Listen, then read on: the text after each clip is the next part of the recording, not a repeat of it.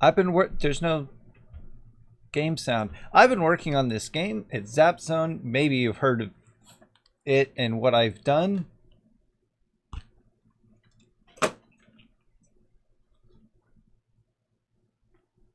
Still no game sound. That's fine.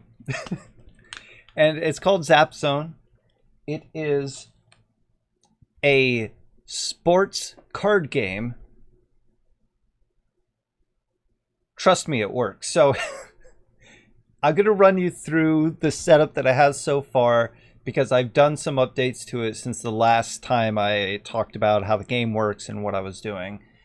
And I have it in Tabletop Simulator. I've posted some updates on Discord, but here is the testable product, if you will. I've added a few things as well since the last picture that I updated. So here we've got some decks, and I just put them on this little colored block to kind of help me keep it organized. And there's a game board here. This would be like an optional mat that would come with the game that you would fold out. Maybe it just is a guideline, shows you where everything goes. I'm sticking with the dice for the goals here because it just seems to work. Just having dice, it keeps down on creating parts that are specific for the game. The scoreboard here, if a publisher wants to make some kind of a scoreboard where you tap a button on your side and it adds a score to you on your side of the field, or they tap their button, it adds a point to them, that would be better. But here you can like add up and then reset or go down. So it works for this demonstration. And you have one, your opponent has one, they're kind of in the middle so you can see where you're lining up, and then at the end of the turns, you just see who wins. So here is the deck, and you got your dice. Same thing for the other one. I added all these snap points that are specific with tags for what the cards themselves say. That way, so like, what is draw? Is draw a button? No. Here, I have to select a color here. Okay. Now just give me a card. Flip that card. Here, so I've got this, which is an action card. The red arrow action, do it. It's a very simple design. I didn't write action on the bottom. I wasn't sure if I wanted to do that, but what I would do is draw. Cool. And that's something that I kind of wanted to change, was to have them draw and flip around into your hand. But as there is some scripting involved, that if I wanted to add a button, that I press the button and it draws and throws it in my hand, that would be more efficient, but I don't have time to figure that one out. So here I have, this is my hand. So I'm going to place, see an action card. It has this little snap thing. It looks like just a little preview there. It's like, oh look, this card's going to snap here. This one, it's not going to snap on reaction, although I can place it there. It just doesn't snap to it. It doesn't snap to defend or ability. It can snap to the discard, and it can go back into the deck. There, it's got action, so that's all my action cards, and then they stack here. It's like I got 4 action cards and I got 1 defend card, right? So that's my beginning hand. Now here we have rank 1 athletes, rank 2 athletes. This would be where rank 3 athletes would be, but because the rank 3 rules are a little bit more complicated, there's a lot more going on, I just decided to leave them out of this example. I do have them designed, they're just too complicated. And then here you have an ability card. Now the rank 1 is too simple, so I'm not going to draw from that. These should all be shuffled though, so I'm going to draw. This is going to be my main because it's the first one I drew, and then I'll draw 2 more, and these will be my supports. I don't care which side they're on, I'm just going to put them there, and I'll tell you what they are later. And because I'm playing a rank 2, I will have 1 ability card. So I'll draw my ability card and I'll place it in ability 1. So you can go to the abilities, but I can't snap to anything else. It looks like it can snap to these, but you can see on the reaction, that's just adding it to that deck there. So these are my defense spots. And what I've got here, although they are a little hard to read due to the render distance here, it didn't like come out fully. I saved these in very high quality, so the actual picture, you can read it. But it says, as a main, they have this main ability. If none of your supports are defending a goal on your turn, you get 1 free action. So if I don't tell them to defend, which happens before I make actions, if I don't spend this and they're not defending, right, I can get 1 free action. So I have here, this is going to be my turn. I'm not going to have any cards showing the defense here. So I have here that guy. Now these guys have support abilities, which will come into effect here. So every turn, if this card is not defending, you can re-roll 1 missed shot. So keep that in mind. And then this one, once per turn, you can return one of your opponent's discarded cards to the bottom of their deck to draw a card. So as complicated as that is for this setup, they would just have to, they would have to remove their deck, put the card down there, and just put the deck back on top of it. So it's at the bottom. So what I have here, since I'm not going to be using his support ability, I'm going to want to not defend. That is the setup that I have here. Just don't defend. So these defense cards can be used for discards if I get something like that. And they are kind of a nuisance to me right now. So, okay. If you make the first shot of a turn, discard 2 cards from the top of your opponent's deck. So that's even better. So if I make my first shot, and that doesn't count for the reroll. If I make my first shot, I discard 2 of their cards. Okay, so I can reroll a missed shot, and I get 1 free action. So I have 5 actions, and I can re-roll 1. So here's what I'm going to do. My main, doesn't matter which goal, I have to match or beat 2. So I'm going to aim for that one. I roll the die.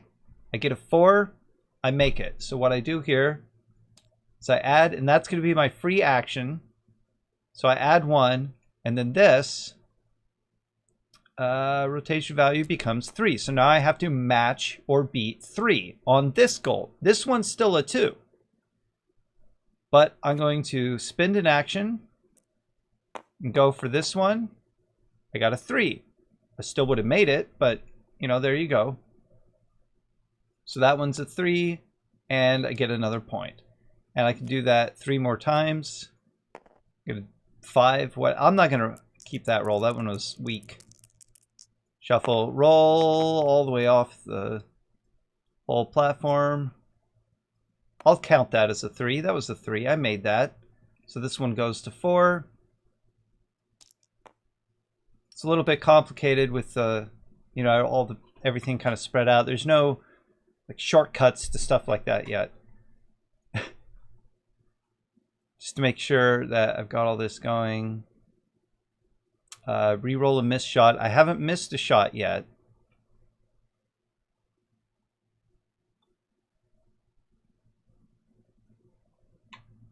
What did I do? That one's a 4. I've got 3. Let's see. Here, I'll go for the 4. Just get that one up because something special. Oh, I got a 6. So this one's going to be a 5. Get another point. And spend my last action. I'm going to go for the 5. Because I have... Oh, didn't make it. I'm going to re-roll this shot for my support ability.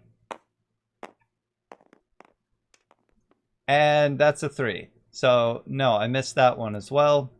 So then it would be the opponent's turn. And I have undefended goals, just like they had undefended goals for this example. And then it's going to be my turn again. And I'll draw 5. And I got all 5 action cards. So I'll have 5 actions here. Yep. Put them all in there. No reactions yet. And while I do this, I'm going to kind of explain how this would work. Whoop.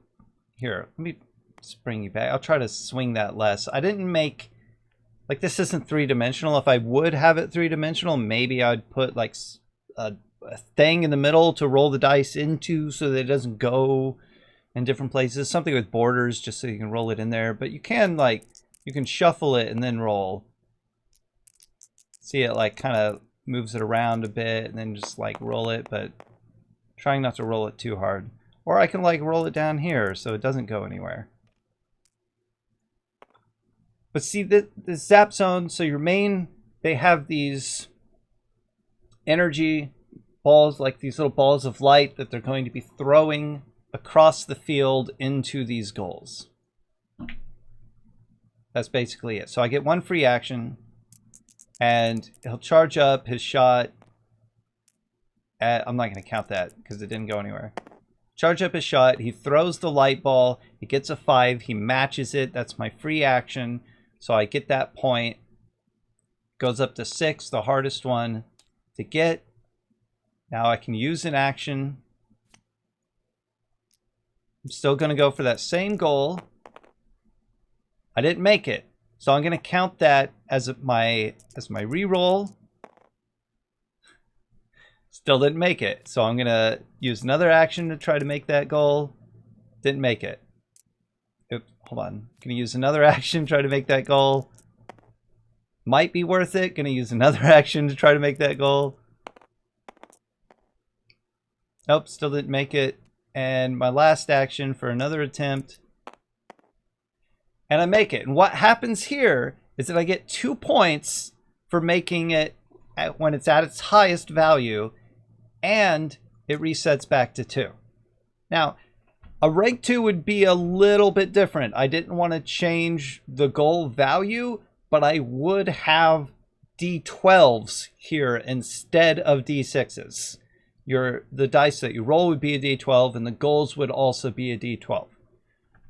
The reason I'm not actually doing that here is just because I've already got all this set up, and I don't want to have to bother with... Now, how did you get rotated?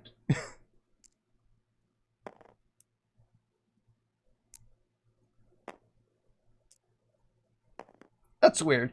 Anyway, I don't want to have to bother with adding in new dice just to show you this example. All it takes is just a mention. So as the number gets higher and your main is like throwing these light balls in this arena, the goal gets smaller. And when it gets to its smallest and you make the shot, it's counted as 2 points. And then the goal resets to its largest, which is 2 here. Largest area, and then you try again. If your defender is blocking a goal, you don't roll what the goal is, but if you do make the goal, it still goes up in value. What you do though is, let's say that they have oops, here, I just draw, flip, place you in there. They wouldn't be sideways. There we go. Let's say they have a defender here, ignoring their effect there. If I want to make that goal on a 3, what they're going to do is they're going to roll against me. So they're going to roll a number of 4, and I'm going to have to match or beat the 4, and I did. And then I make the goal, I get the point, and the number goes up. So that's how those work. And you have to play a defense training card in order to defend. I just won't save this, so it'll all reset. And that's just the character standing in front of the goal. If you can make it past them, then you made it in the goal. That's just the idea. It sometimes makes it easier, sometimes makes it harder. It means that your opponent can roll a 1, making it very, very easy for you to make the goal on something like a 6. So the higher the number, the bigger risk you have for defending that goal, unless your ability benefits you defending it even at a 6 or something like that. Let's just take a look at what his support is here. Every defend by this card gets a +1 to rolls. So if we applied that, I got a 5, he got a 4. I still matched it. I still made it. That would be the idea. Unless I want to change it to where matching it means that they did block it. It'd be a little bit complicated because then you would say that a 6 always blocks it. Meaning a 1 would block it. So if you both got a 1, it's blocked. There would be a higher chance of actually blocking it. It would make defending more beneficial. And since there's only 5 defend cards in a deck, the risk reward would probably be better, but it would be a little bit more frustrating to change the rules from something that you can visually see all the time, the goals being on 2 to begin with. I have to meet or get better than a 2, to going from, okay, well, we both rolled the same number, so what, did I win? Did I not? Did you block it? What's the rules on that? I don't want to have the person check the rules. I want it to be consistent throughout. So if you match it, whatever. Now that, because they rolled a 4, they rolled a 5, their ability played in, they would have actually have rolled a 5. So we matched it, whatever. And the idea there would be, if they rolled a 6, they got a 7, they blocked it. There's nothing you can do. They roll a 6, it doesn't matter if you match it. Their ability says that they are a better blocker, they blocked it. But they're also a better catcher, or a better pitcher, because every shot made by this card gets a +1. So if they were a main, then they get a +1 to all of their rolls. Now this card seems a little unfair, and that's why well, that didn't work. I had layout zones before. Oops, that's shuffle. Which had scripting and behaved a little bit differently. So these would work better. But the layout zones were real complicated and I didn't know exactly how to use them. So I changed them to just snap points. What was I saying? I don't remember. It doesn't matter. Something about defend cards. I don't know. But this is the game. This is what I've come up with. I completely forgot about my ability. If you make the first shot of a turn, discard to... Okay, so yeah, I wasn't going to do that. It wasn't necessary because they're not actually playing. Oop. But this entire thing is real nice. Shuffle, shuffle, shuffle, shuffle, shuffle. That it remained 30 cards. When I was doing layout zones, it wouldn't recombine into the deck. So I would draw a card, it would say it had 29, and when I put it back in, it'd say it had 29.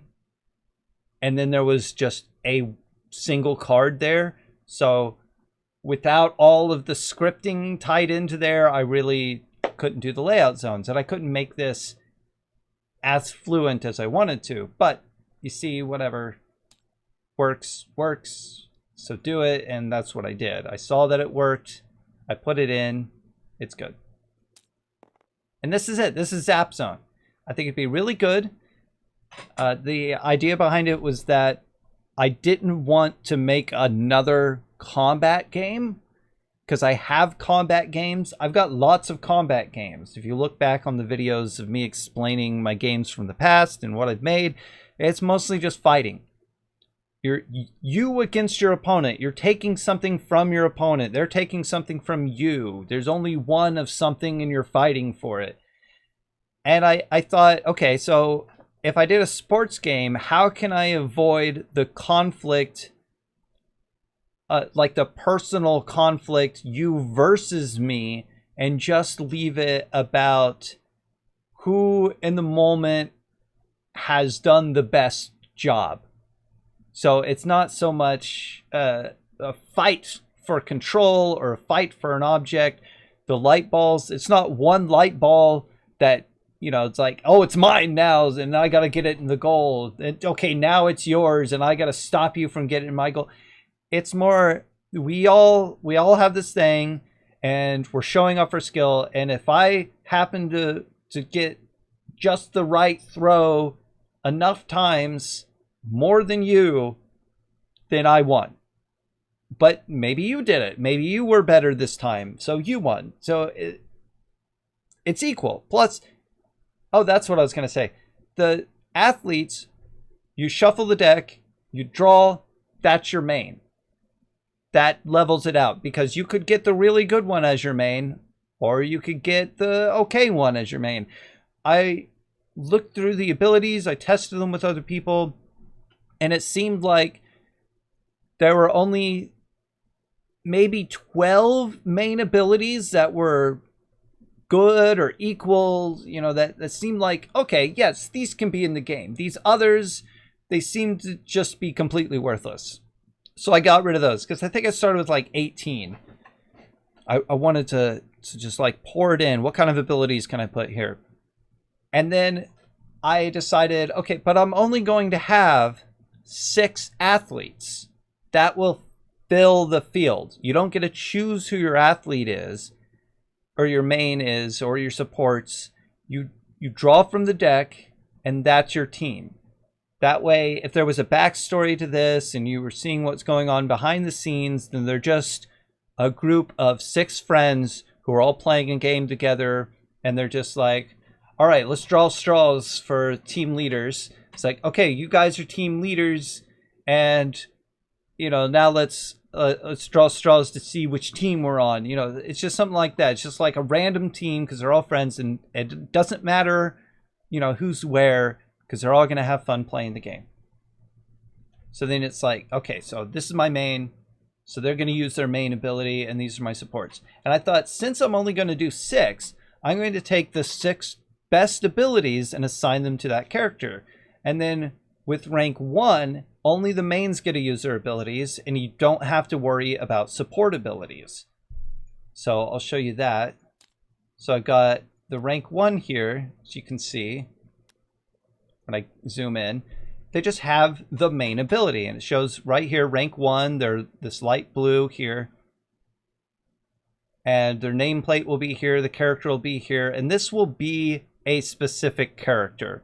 For their rank 2, they will have the same main ability, but they will also have a support ability in case they're placed on support. You can still defend without an ability, and it still behaves the same way as the defend, so the rules are just a little bit more lax. There's less rules, and you don't have to worry about keeping track of all this stuff. You also don't have ability cards, so you don't have to worry about that. If you want to play the basest, simplest version of this, you have one ability to keep track of. Well, that's weird. Hold on. Oh, you don't have any? Okay. Rank 1 athlete and athlete. There we go. I don't know why that didn't work. I don't want to save this, but yeah, there you go. Oh, well, I reset everything. I'll save it. I guess I'll have to do that to all the rank 1s. I did that to all the rank 2s, so now they're going to snap. But, well, that doesn't make any sense, because the other thing is set up for rank 1 athletes where they're all weird. So the get here. Rank 2, I want to experience something a little bit more technical. I want to be able to make more points. I want a bigger number, a higher score. I want my dice to be bigger. I want that D12 on all the goals. I want to get extra points for things. I want more in the game. Go with the rank 2. You want it really complicated? You go to the rank 3. Why? Because they have, I shouldn't ask you a question you can't answer. Because you should go with the rank 3, because they have 2 main abilities and a support ability. And I don't have them here to show you. I'm sorry, they're in a folder somewhere. I kind of didn't do this setup the right way, because I didn't know what the right way was. You're supposed to make a card sheet and upload the sheet to a deck. I didn't do that. They're all individual cards that I uploaded. So there's a lot more data here, but there's a lot less cards to upload, so it kind of worked for this one. The next game, I'm gonna make card sheets so it's all done properly, and so that just would have taken 6 more uploads for the characters. But yes, you'll have, like, this character will have once per turn you can discard a card to draw a card. On their rank 2, they have the same main ability. I can discard a card. Like if I had, I wouldn't want to discard an action most likely. Hold on. So if I wasn't using defend cards, I could discard a defend card to draw another card, and it could be a defend card or it could be an action card, but I can do that once per turn. There we go. So that could be good, could be bad, I don't know. I get that opportunity. When they get to rank 3, and see, their defense might be better too. But when they get to rank 3, they have that ability, but they also have another maybe not so great ability, one of the, you know, bottom tier, and the last 6 that I thought were okay, but not, you know, the best out of the picks. But when they have those 2 abilities together, it makes one really good card. So it would still be fair and balanced. You can still, as far as I know, have a really good time playing with whichever card you happen to get. And I want all the athletes to just be exciting, equal, diverse. I talked to somebody about drawing the athletes for me. They want to do it. They're a little busy. We'll see how that goes. Nathan? And I'll give them as much credit as I can, because I know they're going to do an amazing job at it, better than I could, because I'm so worn out. Doing this was enough. I'll fix that later. And there it is. That's Zap Zone. That's what I've got going on. Let me know what you think. Let me know if I really do need to put the rules here. Let me know if you want to play it.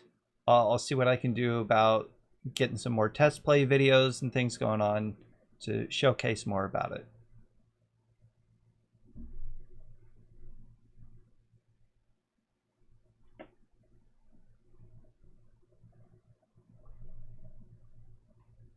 Check out the main channel.